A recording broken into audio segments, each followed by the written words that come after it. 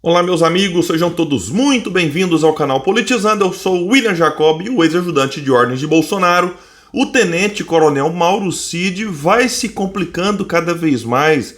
Eu vou trazer alguns detalhes aqui que mostram que ele movimentou milhões de reais em 6 meses, muito, mas muito mais daquilo que ele recebia como salário. Então, tem coisa suspeita de lavagem de dinheiro. Enfim, eu vou trazer aqui algumas reflexões sobre isso. Falarei também do indicado para presidir o IBGE, que falou a coisa certa em relação à Eletrobras e também em relação ao Banco Central. Enfim, vamos aqui ver o que ele disse, se isso vai adiantar alguma coisa ou não, mas antes quero pedir a sua ajuda. Chegou no canal, viu que não está inscrito, se puder se inscreva, ativa o sininho das notificações, deixa like se gostar do vídeo, se não gostar, faz parte, manda o dislike, comenta, compartilha.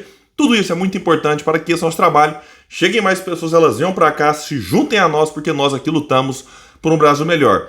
E antes de começar, eu estou um pouco gripado, então a voz sai um pouco aí estranha, peço a compreensão de vocês, mas vamos lá tentar aqui trazer alguns pontos importantes, porque o COAF, o Conselho de Controle de Atividades Financeiras, órgão de combate à lavagem de dinheiro, apontou movimentação atípica e incompatível nas contas bancárias do tenente-coronel Mauro Cid, ex-ajudante de ordens de Bolsonaro, o braço direito, é aquele que ficava com o celular do ex-presidente, então presidente, conversava com as pessoas ali, sendo uma espécie de mediador entre o presidente e aqueles que queriam falar com ele. Era quem o Mauro Cid sacava dinheiro no cartão corporativo, pagava as contas, então era alguém de extrema confiança de Bolsonaro. O militar, vale lembrar, está preso.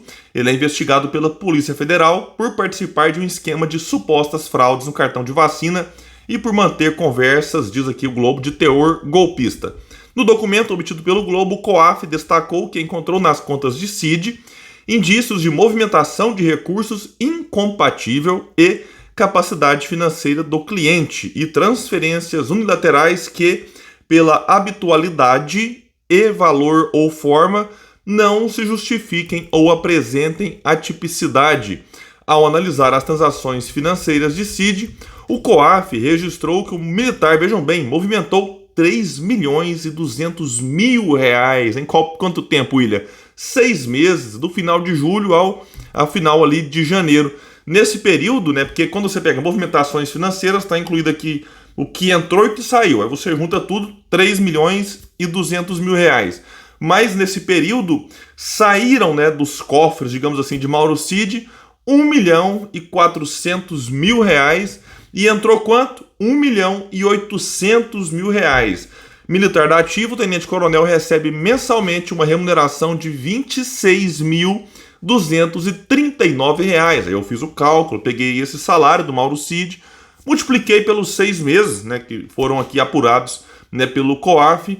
Ele recebeu de salário 157 mil reais, arredondando aqui, e movimentou recebendo 1 milhão e 800 mil. Você multiplicar aqui dá mais ou menos aí 12 vezes a mais do que ele recebeu de salário no período. Olha, isso não é movimentação atípica, o que é então?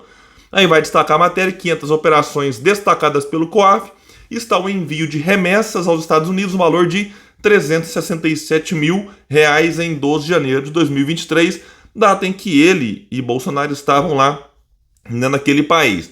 Então, assim, é muito curioso, Além da questão da saída, um valor muito alto aqui, essas entradas ao longo do período são suspeitíssimas. Então vamos ver se vai acontecer alguma investigação que apure alguma irregularidade. Aqui o relatório diz o seguinte, vejam bem, onde é que ele pode se complicar muito? Considerando a movimentação elevada, o que poderia indicar tentativa de burla fiscal e ou ocultação de patrimônio e demais atipicidades apontadas, comunicamos pela possibilidade de constituir-se indícios do crime de lavagem de dinheiro ou com ele relacionar-se. Dentro da PF, há apurações em andamento que buscam rastrear o dinheiro movimentado nas contas de Cid. A PF analisa a existência de um suposto esquema de pagamento de despesas pessoais do então presidente Bolsonaro e de sua mulher Michele por meio de recursos públicos. Uma das linhas de investigação apura se Cid seria o responsável por coordenar essa operação. Como ajudante de ordens, ele era responsável por cuidar das contas pessoais do ex-presidente e seus familiares. investigadores também miram as remessas feitas por Cid ao exterior. Então, uma das suposições é que o Mauro, então, recebia dinheiro de origem ilegal para aquilo que era feito e pago ali, né, para pagar as contas pessoais de Jair e Michele, mas a defesa do tenente-coronel diz que está tudo certo, foi tudo feito de forma legal. É coisa curiosa, né? Vai ter que explicar. Como é que recebe 1.800.000, sendo que de salário 257 mil? De onde veio, né, esse 1.550.000 a mais, né, do que entrou em relação ao que ele recebeu de salário? Lembrando, né, que o Mauro está preso preventivamente por conta, né, daquela questão da adulteração do cartão de vacina de Bolsonaro, mas ele pode se encrencar em várias outras frentes. Tem conversas dele aí, né, de teor, sim, as conversas de teor golpista, tem questão, né, vinculada às joias, porque ele também foi lá tentar tirar essas joias e muito mais. Isso aqui é apenas mais um probleminha que o Mauro vai ter que administrar aí para não se encrencar com a justiça. E ele teve uma boa notícia nos últimos dias. Vai dizer aqui que a Justiça Federal do DF arquivou no dia 28 representação feita pela CPI dos atos golpistas contra o tenente-coronel Mauro Cid por abuso do direito ao silêncio, CPI dos atos golpistas. Aqui o que diz a matéria do Globo. Porque ele foi depor, vocês lembram, até gravei um vídeo sobre isso, ficou em silêncio.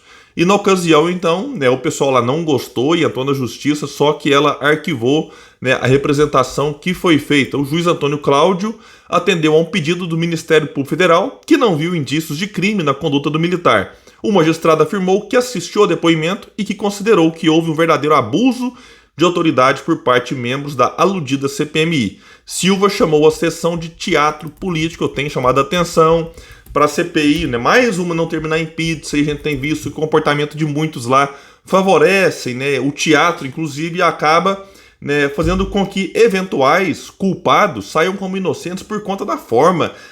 Assim, dos dois lados, né, tanto da oposição quanto da situação, um comportamento muitas vezes infantil numa CPMI que deveria ser levada a sério por todos para apurar o que aconteceu no dia 8, mas tá vendo aqui, né? O juiz considerou um teatro político e arquivou a representação que foi feita.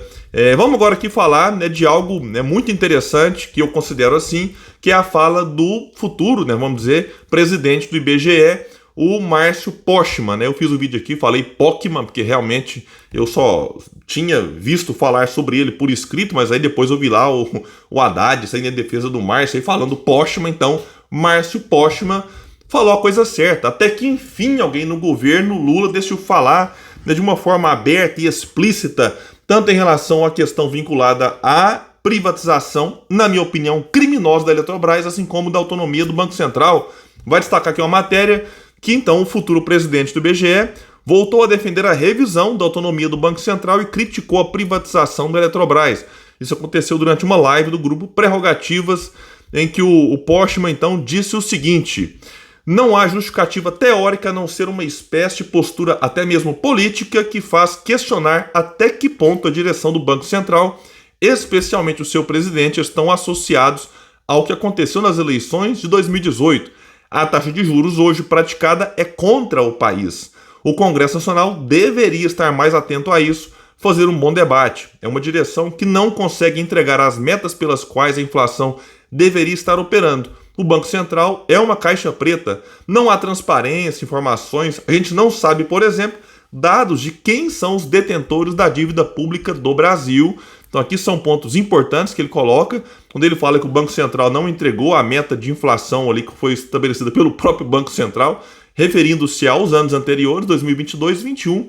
Então isso já demonstra a incompetência do Campos Neto, e isso já é motivo de sobra para pedir a sua exoneração. Lembrando que o governo federal tem a maioria no Conselho Monetário Nacional, tem 3 pessoas, Haddad, Tebet e o Campos Neto. Se o Haddad e Tebet quiserem, pedem a exoneração do presidente do Banco Central, Lula indica um novo nome, vai lá no Senado, e o Senado aí tem que articular, tem que trabalhar, aprova a troca. Então, se não fizer isso, vai ter que aguentar até o final de 2024. Tá aqui, né? Reclamações aqui e ali, não sei se elas dão em alguma coisa, mas, enfim, enquanto isso, nós continuamos pagando os juros mais altos do planeta Terra.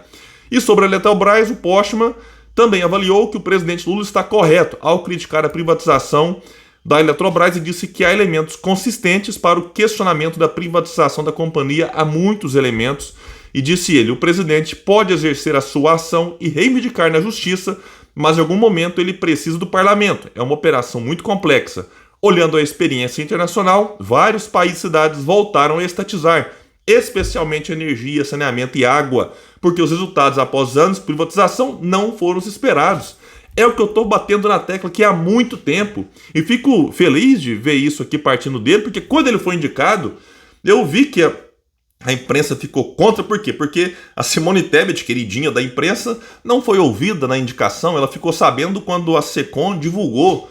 E aí ela ficou insatisfeita, a imprensa ficou ao lado da Simone Tebet e tal, mas eu já conhecia aqui o histórico do Márcio Postman e elogiei na data. Elogiei quando ele foi indicado e agora vejo aqui que realmente o meu elogio ainda tá valendo. Por quê? Claro, a gente pode elogiar alguém hoje, amanhã, se frustrar, se decepcionar, isso faz parte. Você pode criticar alguém agora e daqui a pouco ser surpreendido positivamente. Mas então, o meu elogio ao Márcio Postman aqui, quando foi indicado, me deixou ainda mais tranquilo, porque ele depois numa live disse a coisa certa, seja em relação à autonomia ou do Banco Central ou em relação aqui à privatização da Eletrobras, que por mim tinha que ser revista. Se vai ser, não guardo muitas expectativas, mas pelo menos alguém disse a coisa certa. Já é alguma coisa, né? Pessoal, então é isso, fico por aqui. Quem puder, compartilha o vídeo. Vamos trazer mais pessoas para esse espaço, porque aqui nós lutamos por um Brasil melhor.